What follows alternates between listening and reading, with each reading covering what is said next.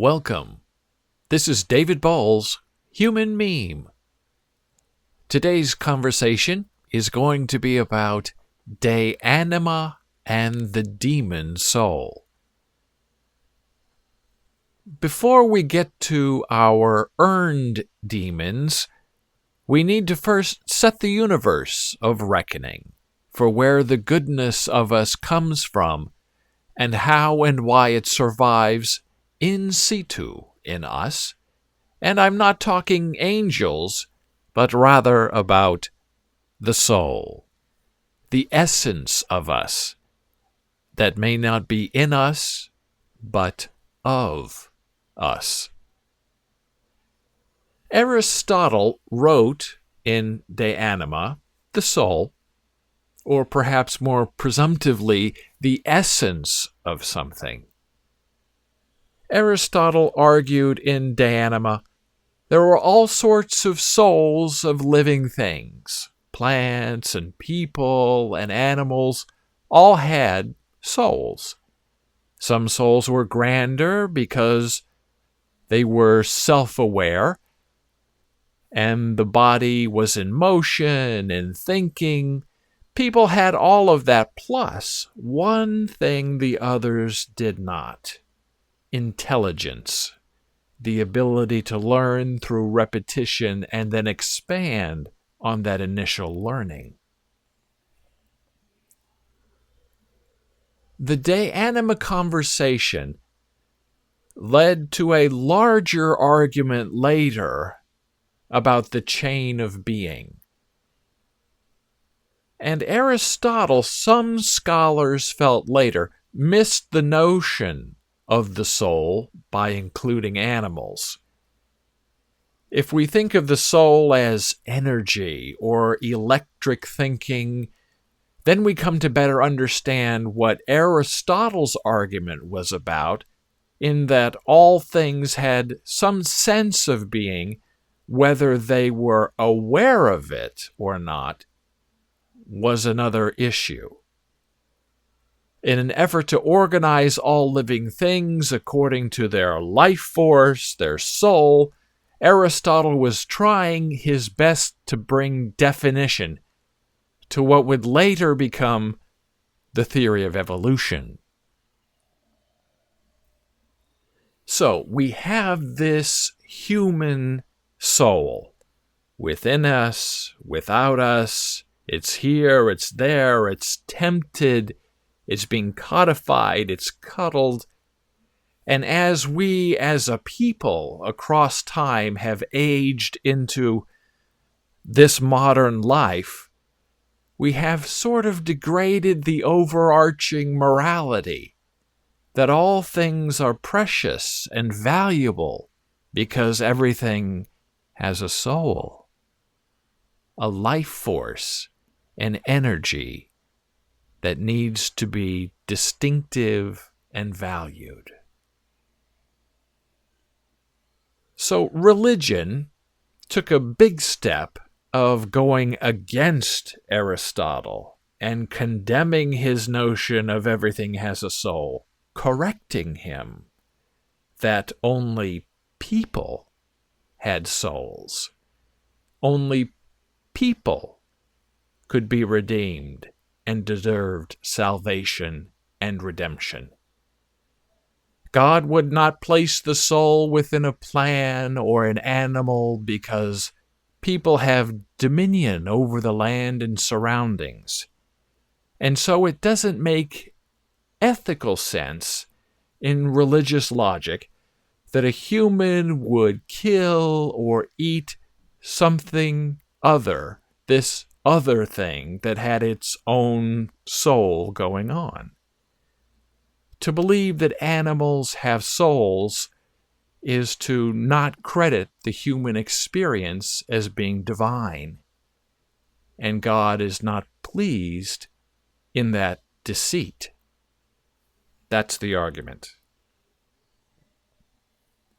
Now, of all the topics we've discussed so far in this Human Meme podcast, perhaps the most important matter is one of the soul and the life force, and how we view it, and how we use it to bring context and morality to our universe.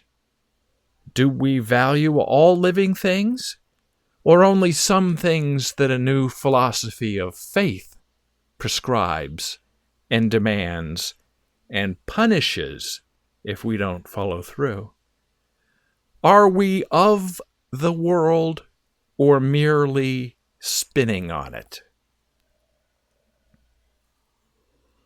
Our public leaders have failed us in this sense of soul and righteousness, Aristotle's De Anima. The faithful have narrowed the meaning of life and dumbed it down so it can make sense in a lecture from the pulpit every Sunday. Our public leaders now threaten to kill each other, while others are revealed to be intimidation operators full of threats and secrets and payoffs to keep their little slice of the world out of the mouths of others. And that takes us to the next step, the demon soul. Beyond the public figure lives the higher notion, or so we hope, of a public morality where we value human life and education and faith and everything else all bundled up into the human experience. We like to think we know the best and that we selflessly always do the best. However, here is a bright example against that notion.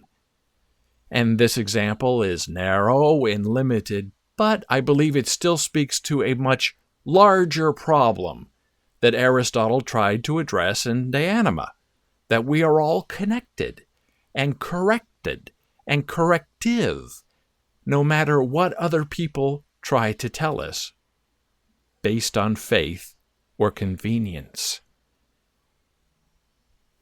We call this the demon soul, the soul that pretends to do good by intentionally bringing even more contempt and humiliation to land and sky, the grave and the heavens of us. Years ago, as an undergraduate student in college, I had a famous professor who hated teaching, and he let us know. He wore farm overalls every day. He wrote books. He appeared on television. He was a minor celebrity in a small pond. He was everyone's friendly nut. But beneath that aw-shucks facade was an angry soul that broke families and burdened students with disdain merely for his amusement. So this farmland intellectual purchased an acreage that was a sacred Lakota Indian burial ground. The land was stolen over 100 years ago by the white man in the Indian Wars. This guy, this scholar in overalls, then announced in the media, TV, newspaper, any other interview he could do with the student newspaper, that his grand plan was to give the land back to the Lakota. But only as soon as his wife and he were dead. His kids would not inherit the land. The land would return to the rightful historical owner, the Lakota Sioux. Well, there was cheering. There was dancing. Even the Indians were surprised and delighted by this gift. and newspaper articles were celebrating this wonderful return to morality in an immoral time. And that professor stood in the middle of the storm and took all the credit for being a really great guy who knowingly bought Indian land, lives on it, built a house on it, and will give it back when he's dead. No. If you have made a moral determination that the land you bought does not belong to you, why must justice be delayed until the death of you and your wife? The civil rights movement in America taught us one inalienable fact, that justice delayed is no justice at all. If the land you are living on belongs to someone else, then get out. Give it back to the rightful heirs right away.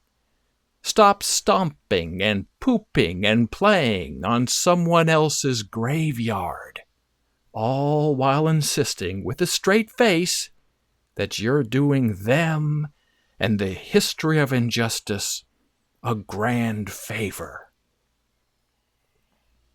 This is the problem with moral ubiquity in the demon soul.